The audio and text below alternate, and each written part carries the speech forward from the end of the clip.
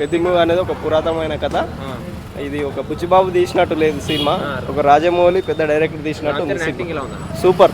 రంగస్థలం తర్వాత వేరే level cinema. Ram Charan acting మాత్రం వేరే లెవెల్ ఉంటుంది.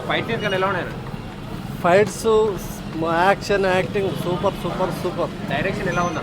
వేరే లెవెల్ ఉంది. కొంతమంది నెగిటివ్ ప్రింట్ చేస్తున్నారు సినిమా మూవీ బాగాలేదు. ఒక్కసారి సినిమా వచ్చి చూసినాక మాట్లాడుకోవాలి. మూవీలో ఏం నచ్చిందన్న మీకు? Action, Ram Charan acting super ఉంది. బాగుంది, నాట్ బ్యాడ్. కష్టపడ్డాడు రామ్ చరణ్. యాక్టింగ్ అని ఎలా అనిపిస్తుంది? బాగుంది. స్టోరీ ఎలా అనిపించింది? పర్వాలేదు, అంటే స్పోర్ట్స్ కు సంబంధించింది ఉంది కాబట్టి ఒకటి సాధించుకోవాలనే దానికి పోరాటం చేసినట్టుగా ఉంది. అంటే కష్టపడితే ఏమైనా సాధించుకోవచ్చు అనేది స్టేషన్ ఆ ఊరికి పేరు రావడం కోసం కష్టపడ్డట్లయితే అనిపించింది.